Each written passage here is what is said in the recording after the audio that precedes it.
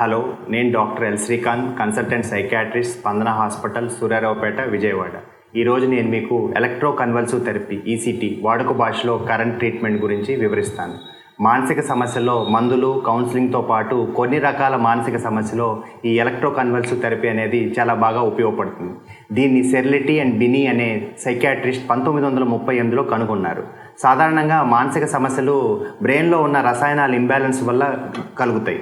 ఈ electro convulsive therapy పేరులో ఉన్నట్టుగా ఎలక్ట్రికల్ స్టిమ్యులేషన్ బ్రెయిన్కి ఇవ్వడం ద్వారా పేషెంట్కి మనం ఫిట్స్ డెవలప్ చేయడం జరుగుతుంది.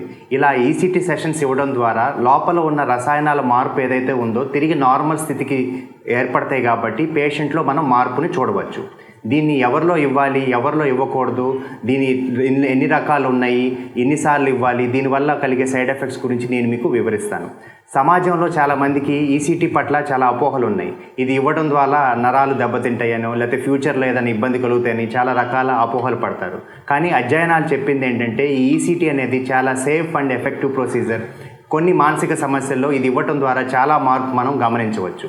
ఇది ఎవరిలో ఇవ్వచ్చు అంటే మానసిక సమస్యల్లో ముఖ్యంగా డిప్రెషన్, తీవ్రమైన ఆత్మహత్య తలంపులు ఉన్న వాళ్ళకి, లేదా డిప్రెషన్లో భాగంగా ఆహారం సరిగా తీసుకోకపోవటం, మందులు వేసుకోకపోవటం, లేదా డిప్రెషన్తో సైకోటిక్ లక్షణాలు ఏదైనా ఉన్నప్పుడు ఈ ఈసీటీ అనేది చాలా ఉపయోగపడుతుంది.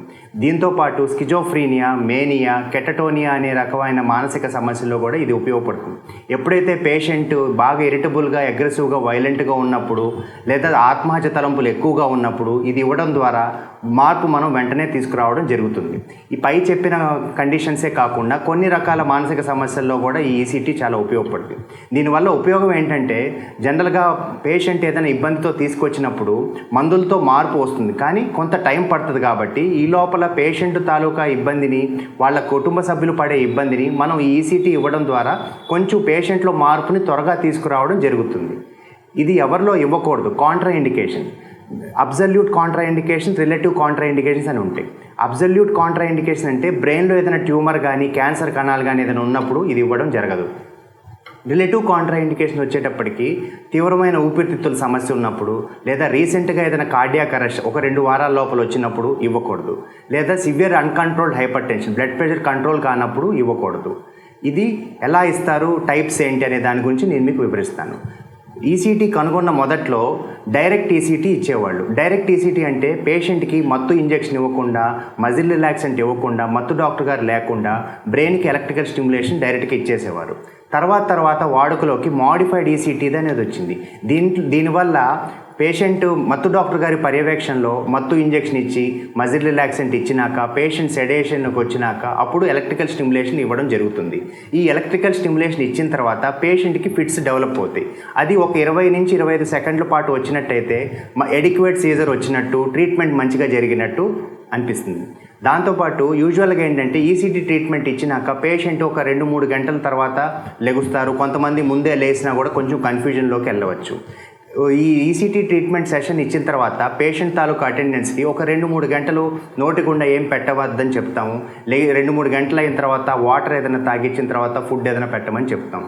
జనరల్గా ఈసీటీ సెషన్స్ అనేది ఉదయం పూట పెడతాము.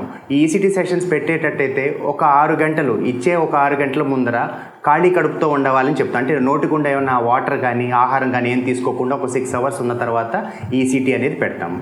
ఈసీటీ అనేది పెట్టే ముందర ఎవాల్యుయేషన్, ప్రీ ట్రీట్మెంట్ ఎవాల్యుయేషన్లో భాగంగా మనం ముఖ్యంగా తీసుకోవాల్సింది ఏంటంటే, ఒక పేషెంట్కి మనం ఈసీటీ ఇవ్వాలని ఫిక్స్ అయినట్లయితే వారి కుటుంబ సభ్యులకి మనం ఈసీటీ ప్రొసీజర్ గురించి డీటెయిల్గా ఎక్స్ప్లెయిన్ చేసి వాళ్ళ కన్సెంట్ తీసుకోవాలి. దాంతోపాటు డీటెయిల్ హిస్టరీ, వారికి ఏదైనా శారీరక సమస్యలు ఏమైనా ఉన్నాయా, ఉదాహరణకి బీపీ ఉందా, ఉబ్బసం ఉందా, వేరే ఏదైనా ఆరోగ్య సమస్యలు ఉన్నాయా, పెట్టుడు పళ్ళు ఉన్నాయా, ఊగే పళ్ళు ఉన్నాయా, అలాంటివి ఏదైనా ఉన్నాయా అని కనుక్కోవాలి. దాంతోపాటు డీటెయిల్ ఫిజికల్ ఎగ్జామినేషన్ చేయాలి. అవసరమైన రక్త పరీక్షలు చేసుకోవాలి.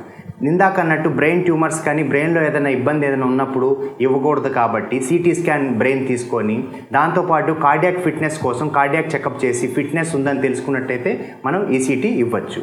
సో ఇది ఎన్నిసార్లు ఇవ్వాలి, ఎట్లా అనే దాని గురించి నేను మీకు వివరిస్తాను. సాధారణంగా ఈసీటీ ట్రీట్మెంట్ ఎన్నిసార్లు ఇవ్వాలి అనే దాన్ని బట్టి, అది పేషెంట్కి ఉన్న ఇబ్బంది బట్టి, అది పేషెంట్కి వచ్చిన మార్పును బట్టి, పేషెంట్కి డెవలప్ అయిన సైడ్ ఎఫెక్ట్స్ బట్టి డిసైడ్ అవుతాం. సాధారణంగా 6 నుంచి 10 ఈసీటీ సెషన్స్ ఇవ్వడం జరుగుతుంది. డిపెండింగ్ అపాన్ పేషెంట్ పరిస్థితి బట్టి ఒకసారి కొన్ని 2 ఇవ్వచ్చు, ఎక్స్ట్రా ఇవ్వచ్చు, 6తో ఆపేయడం జరగచ్చు. సాధారణంగా ఇది వారంలో ఒక 2-3 సార్లు ఇవ్వడం జరుగుతుంది ఉదయం పూట. సో తర్వాత పేషెంట్కి ఒక 5-6 ఈసీటీ సెషన్స్ ఇచ్చినాక మార్పు వచ్చినట్లయితే ఇంటికి పంపించి వారిని మరలా ఒక వారంకు అట్లా రమ్మని చెప్తాము. అప్పుడు ఆ మార్పు నిలబడినట్లయితే మందులు కంటిన్యూ చేయమని చెప్తాము. లేదు మార్పు ఇంకా ఇబ్బందిగా ఉంది, సమస్యగా ఉంది అనిపిస్తే మెయింటెనెన్స్ ఈసీటీ అంటాం. అది వారానికి ఒకసారి కానీ 2 వారాలకు ఒకసారి కానీ మధ్యలో ఇవ్వడం జరుగుతుంది. దానివల్ల ఏంటంటే ఆ మార్పును మనం నిలబెట్టుకోవడం కోసం ఆ మెయింటెనెన్స్ ఈసీటీలు ఉపయోగపడతాయి. సైడ్ ఎఫెక్ట్స్, ఈసీటీ వల్ల కొన్ని రకాల సైడ్ ఎఫెక్ట్స్ ఉంటాయి, కానీ దాన్ని మనం కంట్రోల్ చేయవచ్చు. అది పర్మనెంట్ సైడ్ ఎఫెక్ట్స్ కావు. యూజువల్గా కామన్గా వచ్చే సమస్యలు ఏంటంటే ఈసీటీ ఇచ్చిన తర్వాత పేషెంట్ కొంత కన్ఫ్యూజన్కి లోన్ అవుతారు. అది కొన్ని గంటలు ఉండే తర్వాత మళ్ళీ పేషెంట్ నార్మల్ స్థితికి వస్తారు. దీంతోపాటు తలనొప్పి, ఒళ్ళు నొప్పులు రావడం జరుగుతుంది. ఇంకొక సమస్య ఏంటంటే మెమరీ ప్రాబ్లమ్స్. ఈ సాధారణంగా ఒక 2-3 ఈసీటీలు ఇచ్చిన తర్వాత పేషెంట్ మనం ఎన్ని రోజులు అయింది ఇక్కడ హాస్పిటల్లో ఉండి, ఏం తిన్నాము, ఎవరితో మాట్లాడాము అన్న విషయాలు కొన్ని మర్చిపోవచ్చు. సాధారణంగా ఈ మతిమరుపు ఏదైతే వచ్చిందో అది కొన్ని వారాల్లో మళ్ళీ తిరిగి నార్మల్ స్థితికి వస్తాయి. సో దీని గురించి కంగారు పడాల్సిన అవసరం లేదు.